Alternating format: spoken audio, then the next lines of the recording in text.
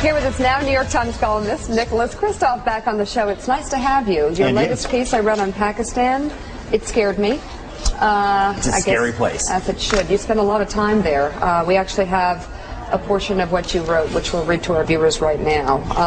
It's a pretty bleak picture. Here we go. I've been coming to Pakistan for 26 years, ever since I hit on the tops of buses to sneak into tribal areas as a backpacking university student, and I never found Pakistanis so gloomy.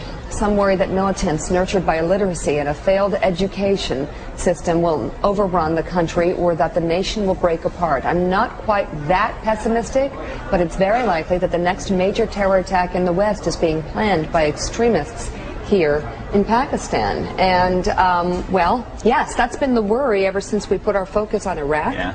And where were they reconstituting? Well, I mean, it's getting worse and worse, and especially in the northwest and around Peshawar, major Pakistani town. It is essentially more or less controlled largely by the Taliban now. But do you know that in the last block we were talking to Richard Engel about what exactly is going to be so difficult about dealing with Afghanistan? I mean, these are frontiers of trouble that are brewing. And I'm afraid that the Obama administration as well, their solution instinctively seems to be send more troops. And, we've tried that in a lot of places, and I'm a little skeptical of that approach. So what would you do? Education. Yeah, I mean, I don't think there's any easy, simple solution, but we have to get Pakistan more part of the solution. In Pakistan, I think we're doing more damage than good right now by bombing people periodically in the tribal areas. And I think working with the tribal leaders, both in southern Afghanistan and in western Pakistan, trying to improve education, social services there, it's going to be a step toward gradually stabilizing the area. During the presidential campaign, when Obama was talking about Pakistan, it was Obama talking tough. It was about how willing and under what circumstances he would be ready to cross that border militarily with some kind of strike. What would he send in to get bin Laden if he knew what tent bin Laden was in? All that sort of stuff. But really nothing else. What would you have liked to hear from the president-elect's campaign about Pakistan during the campaign, and where should they go now? Well, everybody's assumption was, of course, that he didn't really mean it, that he was trying to, be tough vis-a-vis McCain. I think that, and Pakistanis by and large don't believe it either, but at the end of the day, we spent $10 billion in Pakistan since 9/11. $10 billion, and it's accomplished nothing except to make us more hated throughout Pakistan, complicated our relations with Afghanistan. We've spent some small fraction of that on education. Let's go back to the possibility that he might have actually meant it. Okay. Is that a good idea?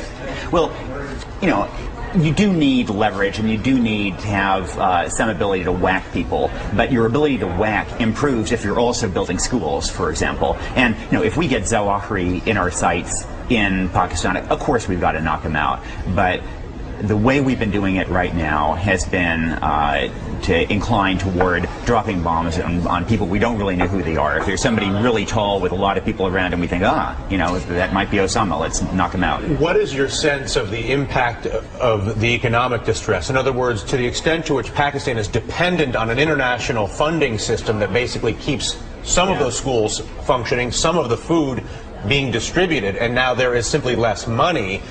It's one thing to have one car instead of two. It's another thing to be Pakistan. It makes it really scary. I mean, I think it increases the chance that Pakistan is just going to fall apart.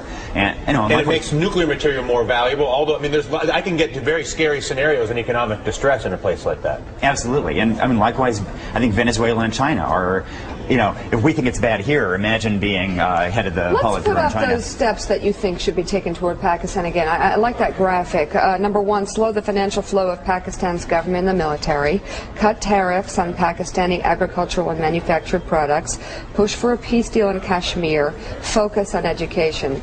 And our next president is going to have the time to do that 1, 2, 3, 4, given everything else. I mean, how do you prioritize Pakistan unless it's simmering over? Pakistan is not only simmering over, I mean, it's really at risk of boiling over, partly because of that economic issue. And if you think Afghanistan is a problem, I mean, the downside of Afghanistan falling apart is it's a new Somalia. It goes back to what it was. It supports terrorism.